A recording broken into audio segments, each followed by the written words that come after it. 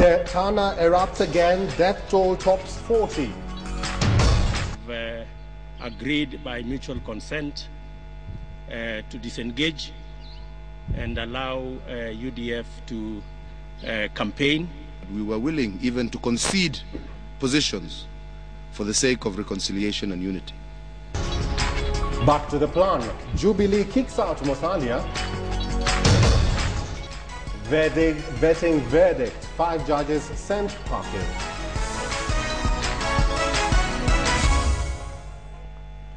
Well, it is the day terror has returned to the Tana Delta, leaving over 40 Kenyans dead. Here in the city, the Jubilee marriage is broken even before the honeymoon can begin. This is KTN Prime, and I'm American Broker. Hi, looking really nice today. Thank you very much. And I'm Betty Kalu. Will be coming in just a short while with the latest in business in our last edition this year of Prime Business Today. Let me just give you a sneak preview of what we've planned for you today.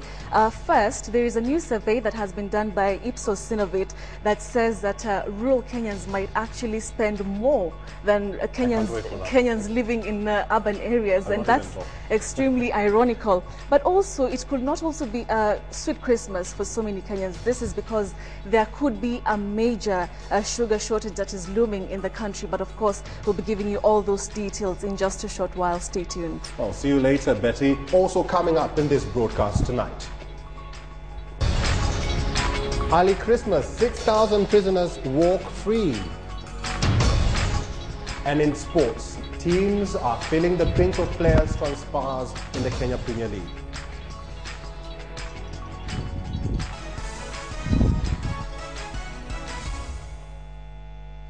Glad you could join us. Welcome to the program. We begin tonight in the Tana Delta, where the death from this morning's attack in Kipao area has topped 40. Residents are fleeing their homes as the government moves into four-store revenge attacks. KTN's senior coast reporter Ferdinand Omondi begins coverage with Kipao's Dark Dawn. Villagers ferry their dead to a mass grave in Kipao village in the aftermath of an early morning raid carried out by persons the villagers estimate to be about 100. We have 29 people dead. 20 of them are from the Manyata, that is the Orma community, and 9 of them were raiders who we suspect are from the Pokomo community. The Kenya Red Cross, however, puts the figure at 41 deaths, 13 of them children and 6 women. Bodies of the raiders were still lying on the village grounds by 6 this evening, and with the villagers keen to burn them. Some of the attackers were people well known to the villagers. Kijana mmoja ambao tunasoma naye katika shule ya Tarasa High, kwa jina lake anaitwa Dominic. Most of the injured were rushed to Malindi District Hospital nursing grisly wounds, but here they were only given first aid and discharged to seek admission in private hospitals owing to the biting nurses strike, as there was none to attend to them. And the challenge we have is where to put them because the wards are not operating at the moment. These attacks have occurred in spite of the deployment of at least 1,500 security officers to the Delta in the wake of the previous wave, which claimed at least 100 lives. There is an ongoing disarmament exercise and an existing dusk to dawn curfew. So then, how did at least 100 raiders successfully plan and execute their attack? It's something that baffles everybody because that was not expected. In fact, we have been moving on with the peace building processes. JC officers, they came here, harassed people, intimidated people, telling them that they have got arms and they must deliver those arms. That means there's a connection with that. They are coming to this village on Wednesday by over 100 JC officers, and this attack today. You've answered yourself, it's a coincidence. A permanent police base has now been set up in the village, but the damage has already been done. And as the villagers lay their dead to rest with pain in their hearts and revenge in their whispers, the lingering concern is that this single attack may have reopened a malignant wound that was showing signs of recovery. Ferdinand Omondi, KTN, Kipao Village, Tana Delta. Thanks, Ferdi. We are still on that story. The clashes are only the latest in a series of flare-ups that began in August this year. Back then, 52 people lost their lives in that first attack. The situation spiraled out of control with nightly revenge attacks in the Delta. Now, the violence in August and September was the culmination of smaller-scale attacks, cattle raids, and even counter-attacks since January between the ethnic Pokomo and Orma communities. Both communities have lost lives and livestock, but police either failed to respond to the attacks or arrested people and then released them without conclusive investigations. By the end of September this year, at least 116 people have been killed in the Tana River Delta. Hundreds of fighters from the two warring tribes, armed with guns, spears, and bows and arrows, attacked villages, burning homes and killing people. An assistant minister, Dado Godana, was arrested over allegations that he helped to fuel the violence. Godana pleaded not guilty to charges of inciting violence and was then released on bond. Human Rights Watch found that police failed to respond to reports from residents over the past 6 months that violence could be imminent. And now the evil has returned yet again in Tana Delta, leaving in its trail at least 41 people dead in total. And now in total, more than 140 people have lost their lives. The attacks began 3 months ago. More than 12,000 families have been displaced from the region. Now, President Mwai Kibaki, seemingly angered by this spate of attacks, condemned the killings, calling them heinous attacks, or heinous attacks, I beg your pardon for that, of violence. The president has ordered full investigations into the killings. Garson Member of Parliament Danson Mungatana also joined in the condemnation of the attacks and has this to say before he left for the region. I would imagine that that disarmament exercise was not successful, because if you could hear gunshots on Wednesday, then it means there were guns, illegal guns. There is a reduced presence of the security forces in the area.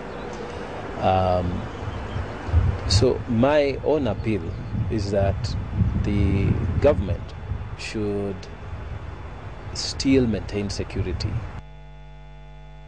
Well, and that story brings us to our big question tonight, and we are asking you, are you satisfied with the government's handling of the TANA crisis? Are you satisfied with the government's handling of the TANA crisis? Send your brief comments beginning with a yes or a no to our SMS number 8040, and we'll surely sample your comments at the tail end of this live newscast. Moving on, it was perhaps one of the most hurriedly arranged political marriages in recent times. But today, that marriage has crumbled just as quickly as it was put together. Wycliffe Musalia Mudavadi has now been kicked out of the Jubilee Alliance less than 3 weeks after he joined it. Uhuru Kenyatta's TNA, William Ruto's URP, accused Mudavadi of refusing to be subjected to a popular vote by the alliance's delegates. But Patrick Amimo reports Mudavadi on his part is accusing the two of what he called serious dishonor and lack of integrity. Meeting at the United Republican Party Secretariat in Nairobi, Uhuru Kenyatta and William Ruto disclosed that they had been in crisis talks with Musalia Mudavadi since yesterday morning. This was in a bid to cool the heat and confusion that had been generated by the method of choosing the alliance's torchbearer. Despite closed-door efforts to seal the rift, and with time running out for the Jubilee coalition to submit the name of its flag bearer to the register of political parties by Monday, it would appear something had to give. Have agreed by mutual consent to disengage and allow UDF to campaign. I think that will be good for our support base, so that we avoid any confusion. In the spirit of ensuring that we do not detract at this critical time, we should be able to disengage in order to allow our brothers in UDF to continue with their campaigns.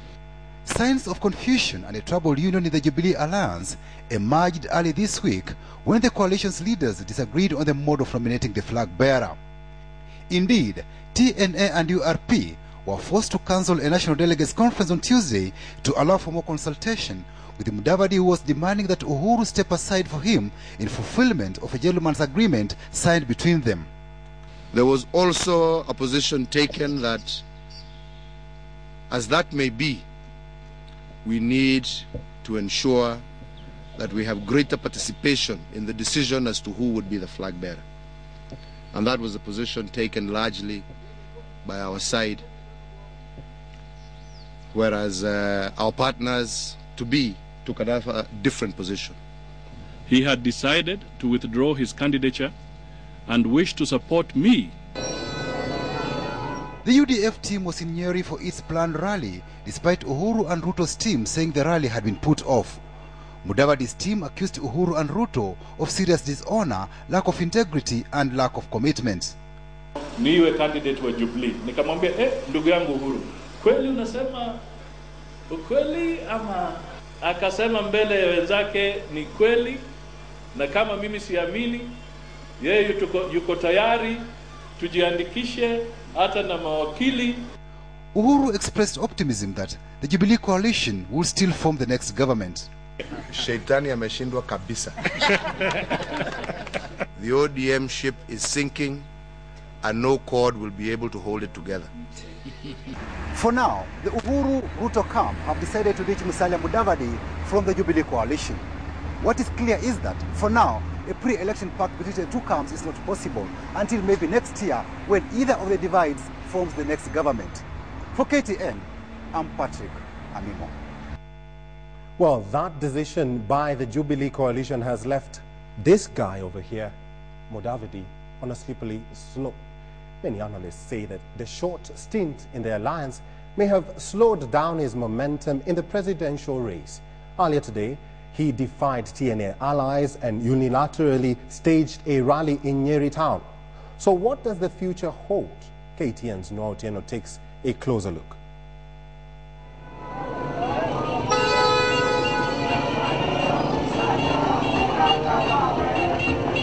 Musalia Mudavadi and his United Democratic Forum allies put on a brave face in Nyeri, conceding publicly that after the miscarriage of the deal with Deputy Prime Minister Uhuru Kenyatta and URP leader William Ruto, they have to walk alone. Mimi nasema tukienda mbele tusiwe na uadui, kwa sababu huenda hata labda baada ya wiki 3 ama wiki 4 hautujui, tunaweza tena tukakutana na turudi kwa barabara ambayo tulikuwa tumeanza. Lakini ni vizuri tutembee Kenya mzima, tutuongee na Wakenya wote, tutafute kiongozi ambaye atatuunganisha.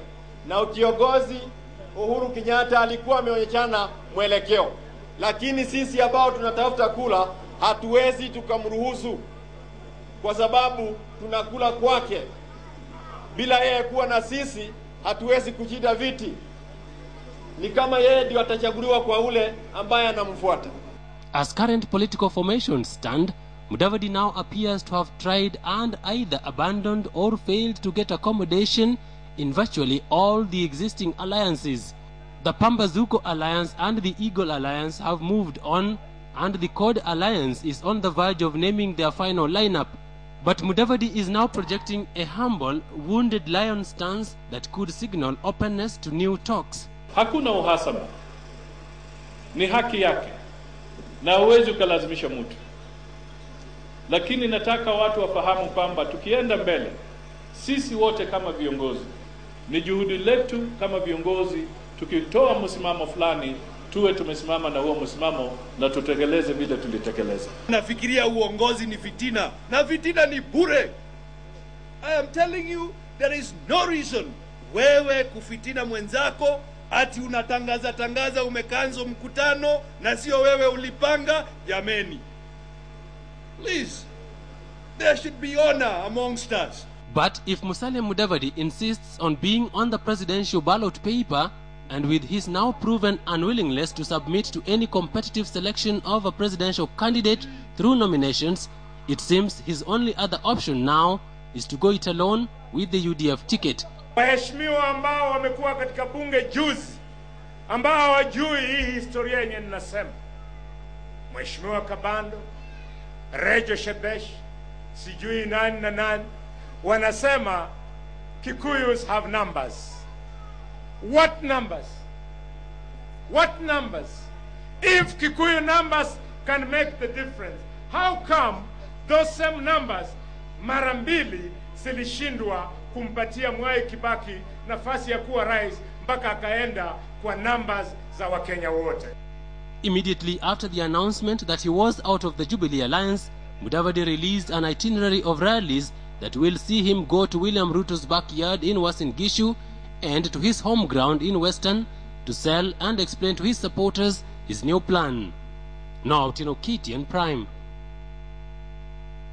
We're still all about politics. On the other side of the political divide, the CORD coalition has moved a step forward in crystallizing the coalition into a political party. The coalition partners have agreed to hold joint party nominations with a view to fielding a single candidate for every elective post in regions perceived as cosmopolitan. And as Sam Ogina reports, there is consensus on the way forward as the alliance unveils its lineup and launches its blueprint at Uhuru Park tomorrow.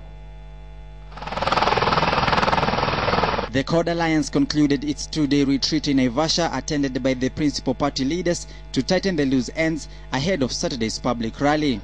The coalition making strides towards fortifying itself into a political party. Leaders at the meeting say some regions across the country have been earmarked for joint nominations to field one joint candidate for each of the elective posts. That has been agreed that we will do joint nomination where necessary, and parties will be free to do separate nominations as they wish, but with the management, proper management by the coalition. CORD resolved to have Mombasa, Nairobi and Nakuru hold joint nominations, while strongholds for respective parties like Kisumu, Bungoma and Lower Eastern regions are excluded from the exercise. The nominations to be carried out in cosmopolitan regions. But the strategy was rejected by sections of leaders, claiming the nomination exercise should not be applied selectively. Consultations are going on, and we hope, by the grace of God, by tomorrow we would have reached a decision. Nonetheless, the CORD Alliance has struck a deal on its power-sharing structure. The pecking order will be unveiled on Saturday at a public rally to be held at Uhuru Park. It is widely expected the alliance will unveil Prime Minister Raila Odinga as its presidential candidate, Vice President Kalonzo Musyoka as the running mate, and Ford Kenya party leader Moses Wetangula as the leader of majority in parliament. Sources say Odinga will go for only one term before handing the baton to his number two, Kalonzo Musyoka. CORD remains focused. CORD remains committed. CORD is in harmony. They will make the announcement tomorrow. Meanwhile, CORD has adopted colors of the three main parties to constitute its identity. After a two-day consultative and consensus-building retreat here at the Great Rift Valley Lodge, the CORD coalition now appears set to get off the blocks. A planned rally at Uhuru Park will unveil the team that will face off with its rival alliances. Sam Ogina, KTN, Naivasha. In Bungoma, the Eagle Alliance took a swipe at Mudavadi, warning him of a tough battle ahead. The group bringing together Eugene Wamalwa of New Ford Kenya and Peter Kenneth of the Kenya National Congress is projecting itself as the real alternative. Linda Ogutu has more from the campaign trail. A day after forming what was largely perceived as a third force in the race to State House, presidential aspirants Peter Kenneth, Eugene Wamalwa and Raphael Tuju went to cast their nets in Bumula, Bungoma County to sell the ideals of the new alliance. And with the news that the Jubilee Alliance would forge on in the race to State House without Musalia Mudavadi, the team offered an olive branch to the UDF presidential candidate who, according to many, has been left out in the cold. Ndugu yetu pia ameona sarakasi. Tulikuwa na wewe tarehe 3 tukasema tuzungumze naye. Akafikiria anajua zaidi. Sasa sisi tunamuomba yeye kama mambo yameharibika kule ajue ya kwamba pambazuka milango yetu iko wazi. The new alliance is seeking to project itself as the clear alternative to the so-called horses in the race. Ikifika wakati wa kupiga kura, tafadhali muangalie kwa makini yule ambaye atawafanyia kazi kwa kujitolea kwa hali na mali. Mukiangalia rekodi yao, their records speak for themselves. But also in the neighborhood was now Kenya leader Martha Karua, who says her presidency would walk the talk of changing Kenya. Ukinipatia hii kazi naomba, mimi nitasimama nawe kufa kupona. Na mimi si kigeugeu. The Western region is seen by many analysts as a critical battleground in the 2013 presidential race. Linda Ogutu, KTN. So parties, or if you like coalitions, are still making or breaking their pacts. So what we're going to do now is a strategic opinion poll which was conducted recently in other counties to find out what do you think. And Edith Kemani has the details. Edith, over to you. Thank you very much, Eric Njoka. And as you've mentioned, the new opinion poll by Strategic suggests that Raila Odinga's CORD coalition with Vice President Kalonzo Musyoka and Trade Minister Moses Wetangula is leading when it comes to popularity. The poll shows that CORD is leading with 49.7% of respondents choosing it as a preferred alliance. Now, despite the confusion in Jubilee, Uhuru Kenyatta's alliance with Eldoret North Member of Parliament William Ruto comes in a close second with 43%. The poll, which was conducted before Peter Kenneth's Tuna West Make joined hands with Eugene Wamalwa's Pambazuko, places the two separate teams third and fourth with 3.1 and 1.7% respectively. Now, Martha Karua, who is going it alone in the polls, is ranked fifth, with just 1.7% of respondents saying that they would vote for her. And she is the individual, rather saying that she is the individual they would vote for. And asked which individual they would prefer to run for president within these coalitions, Raila Odinga leads the pack in the CORD alliance, getting 92.8% of the respondents compared to just 6.2% for Kalonzo Musyoka. The poll, which was conducted before the latest developments in Jubilee, placed Uhuru Kenyatta as the frontman for the alliance, with 71.9% of those sampled preferring him to just 4.3% of those who endorsed William Ruto. And as you can see there, 18.4% who would have wanted to see Musalia Mudavadi run for president in Jubilee. Peter Kenneth seems to be the most popular one when it comes to the Tuna West Make alliance, with 78.7% approval. 75% of those sampled said they would still vote in their preferred coalitions if their preferred candidate does not make it on the ballot paper, while 13%, that's a group in yellow, said that they would vote for another coalition instead. 8% said, that's the people, the lot in blue, said that they would rather not vote at all, and 4%, the remaining group, say that they do not know what they would do and therefore remain undecided. It's not going to show if, for example, the people who are mentioning Martha Karua is still very low because they don't know who her running mate is going to be. They don't know if she's going to form any coalition. So we avoided mentioning individual strength. Two is because these coalitions have actually not chosen their leaders, and therefore we can only ask for preference within those coalitions. Back to you, Eric. Thank you very much, Edith, for that. That's how you polled. To the courts now, where 5 judges are facing the axe after being found unsuitable by the vetting board. Justice Nicholas Ombija and Mary Angawa are among the judges declared unfit to stay in the bench. But as Catherine Omantho now reports, there are indications that the dismissals will be challenged in the coming weeks. After weeks of haggling in court over its own mandate, the Judges and Magistrate Board returned with yet another judgment day for judges. And for 5 judges, it was time to go. 2 of them, Justice Mary Angawa and Murugi Mugo, were accused of being hostile and even going so far as to justify their hostilities with no remorse. The board gave serious consideration to a suggestion that it points on the deficiency of the judge and gave her an opportunity to make corrections. But the dominant feeling was that the board could not permit such a course. The judge's conduct is far too incorrigible. Justice Leonard Njagi, who was once the principal of the Kenya Law School, was accused of illegally transferring the ownership of land belonging to the school. And when he was questioned, he claimed that he was under duress. The board also notes that the judge's capacity to be easily threatened by the sight of a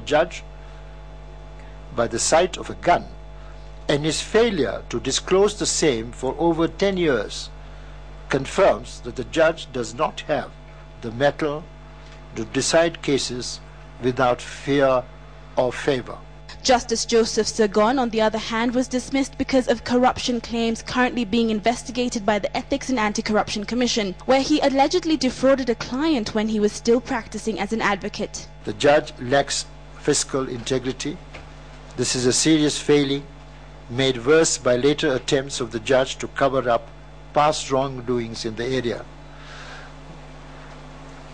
This is illustrated in the inconsistency of his statements in written responses and at interview have led to further concerns about the honesty and reliability of the judge in general terms. And Justice Nicholas Ombinja, who was famously remembered for his landmark ruling ordering the arrest of Sudanese President Omar Bashir, has been dismissed on account that he has an apparent God complex.